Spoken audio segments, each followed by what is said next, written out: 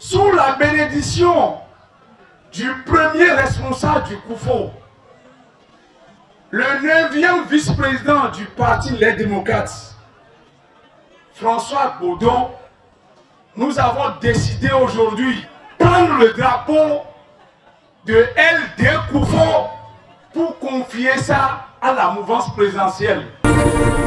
Mesdames et messieurs, bonsoir et bienvenue dans cette édition spéciale. Nous vous remercions de choisir votre chaîne pour vous informer et nous vous saluons où que vous soyez au Bénin. Restez avec nous jusqu'à la fin pour tous les détails. Nous vous invitons également à vous abonner à notre chaîne et à partager cette information afin que chacun soit bien informé. Coup de théâtre dans le département du Koufo avec ce départ remarqué au sein des démocrates. François Baudon, jusqu'ici vice-président du parti dans le Koufo, claque la porte.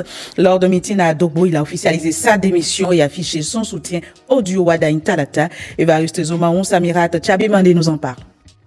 Encore une démission au sein du parti Les Démocrates dans le Koufo. Le vice-président du parti chargé de ce département, François Baudon, tourne définitivement dos aux démocrates et déclare son soutien au duo Wada Intalata. Sous la bénédiction du premier responsable du COUFO, le 9e vice-président du parti Les Démocrates, François Baudon, nous avons décidé aujourd'hui de prendre le drapeau de LD COUFO pour confier ça à la mouvance présidentielle. Après cette décision audacieuse, nous n'allons pas choisir l'immobilisme, mais l'espérance. Cette espérance porte un nom, le jeune et talentueux Romualdo Wadani.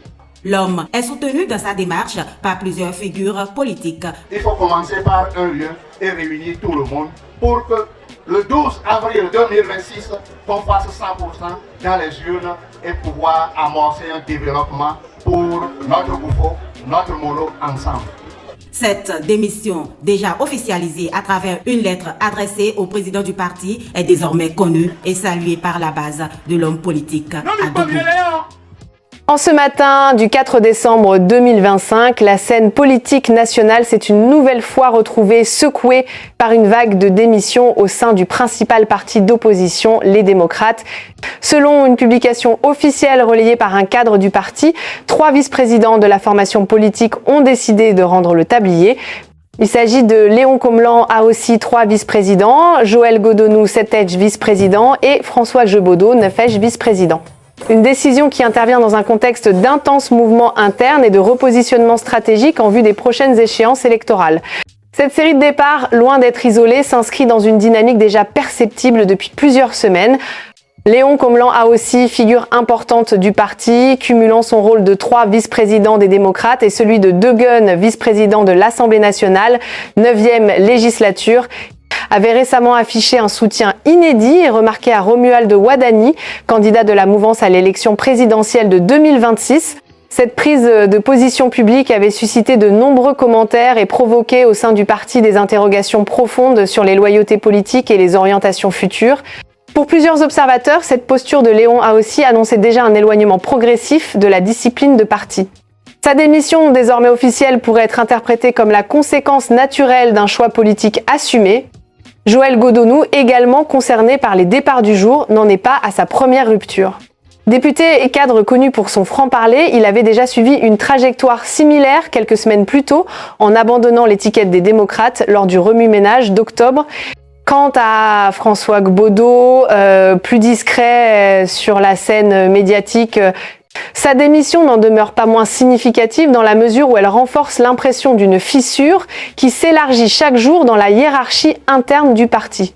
Cette situation prend un relief particulier lorsqu'on se souvient que le 31 octobre dernier, 6 députés démocrates avaient déjà quitté le navire. Parmi eux figuraient François Sodjinou, Chantal Adjovi, Joël Godonou, Linsou Dorego, Denise Ounmenou et Constant Naoum. Tous avaient été repositionnés sur des listes proches de la mouvance pour les législatives de janvier 2026, confirmant que les départs successifs s'inscrivaient dans une recomposition plus profonde du paysage politique.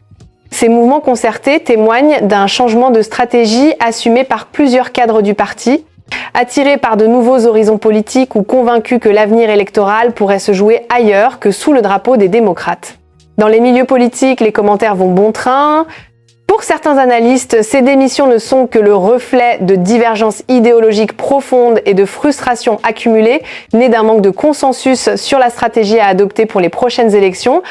Pour d'autres, elles résultent plutôt de calculs politiques personnels, dans un contexte où les alliances et les soutiens deviennent déterminants pour une ascension ou une survie sur l'échiquier national. Quelles que soient les motivations réelles, ces départs successifs fragilisent indéniablement l'image de cohésion du parti. Les militants de base, eux, expriment des sentiments mêlés, incompréhension, colère, déception, mais aussi détermination à poursuivre le combat politique. Certains responsables toujours en poste tentent de rassurer en affirmant que le parti sortira renforcé de cette période de turbulence. Ils évoquent une phase de purification interne nécessaire pour identifier et conserver les militants les plus engagés. Les démocrates se retrouvent à la croisée des chemins. À quelques mois d'élections cruciales, la capacité de la formation à se réorganiser rapidement, à renforcer sa cohésion interne et à réaffirmer son positionnement politique sera déterminante. Les regards se tournent désormais vers les figures restées fidèles à la ligne originelle du parti, appelées à redonner souffle et élan à une base militante parfois ébranlée, mais loin d'être démobilisée. Dans ce contexte politique mouvant, chaque déclaration, chaque ralliement, chaque démission prend une dimension stratégique. Les prochains jours seront décisifs pour mesurer l'ampleur de cette recomposition interne et déterminer si ces départs marquent le début d'une crise durable ou simplement une phase de transition vers une configuration politique renouvelée. Une chose est certaine, le paysage politique béninois n'a pas fini de surprendre. Et après la diplomatie, cap maintenant sur les réformes majeures qui redessinent la vie politique nationale. Le 14 novembre dernier, faut-il le rappeler, le Bénin a tourné une page importante de son histoire constitutionnelle. Nouvelle institution, mandat réaménagé, dispositions politiques renforcées, des changements profonds que le gouvernement explique aux populations à travers une grande tournée nationale. Étape numéro 1, Soava et Abomey Calavi. Dans cette barque voltigeant sur le lac Nokoué, ils ne sont pas des touristes en balade, mais de hauts responsables des partis de la mouvance présidentielle en mission. Ces membres du comité de vulgarisation de la nouvelle loi modifiant la Constitution font leur première escale à Soava, devant une foule réunie à la mairie. Nous leur avons expliqué les tenants et les aboutissants de la trêve. Nous avons dit pour la stabilité de l'action publique qu'il faut instruire les choses dans le temps. Après la commune de Soava, la délégation met le cap sur la mairie d'Abomey Calavi pour une autre séance de sensibilisation avant l'étape de Godomé. Nos populations nous ont mandatés pour les représenter valablement au Parlement. Et toutes les initiatives que nous prenons en matière de loi, en tant que législateurs, nous ne pourrons que aller dans leur intérêt et pérenniser les acquis et renforcer la dynamique en cours depuis 2016 jusqu'à aujourd'hui. Dans chaque zone parcourue, le bien fondé des changements opérés dans la Constitution est désormais mieux perçu des populations. Ils nous ont vraiment convaincus, d'autant plus qu'ils ont dit si on prolonge le mandat de 5 ans à 7 ans, cela va permettre au projet d'évoluer. Les 7 ans du président qu'on a donné, toutes les femmes amazones de la commune de Soava sont très contentes de ça. Parce que si le président commence à faire quelque chose, je crois qu'en 7 ans, il peut arriver à terminer. Déjà, le Sénat, c'est quelque chose que j'entends déjà dans plein de pays, surtout les pays anglophones. Donc, c'est une très bonne initiative selon moi. Cette tournée, démarrée par Soava, est d'envergure nationale. Elle est prévue pour durer toute une semaine. Oui, et la dynamique se poursuit. Direction de la commune d'Agban-Izou où les formations citoyennes se renforcent. Une délégation conduite par le député Akenatonde était à Agban-Izou pour expliquer les nouvelles dispositions de la Constitution révisée aux populations des 10 arrondissements. Cardinal Capo et Pierrette Adam aussi. Agban-Izou, terre bénie des antilopes, est la première étape de la tournée gouvernementale de vulgarisation de la loi modificative de la Constitution dans le Zou. À la tête d'une importante délégation, le député Akenatonde a éclairé les populations d'Agban-Izou sur la récente révision constitutionnelle qui prévoit notamment la création d'un Sénat et la modification de la durée des mandats électifs. Nous avons entretenu nos populations par rapport à la création du Sénat et de ses fonctions. Nous avons expliqué les tenants et les aboutissants des septennats, c'est-à-dire les mandats de 7 ans, aussi bien pour le président de la République que pour les membres de l'Assemblée nationale et les membres des conseils communaux. Et nous avons expliqué également la question de la trêve et on a abordé les questions diverses qui sont un peu connexes. Dans ce pays, il n'y avait pas d'année où on n'organisait pas d'élection. Et c'est les mêmes ressources du peuple béninois qu'on utilisait. Alors qu'aujourd'hui, c'est une rationalisation, n'est-ce pas, de ce que nous avons, les pauvres et les ressources que nous avons, que de faire un alignement de ces mandats-là.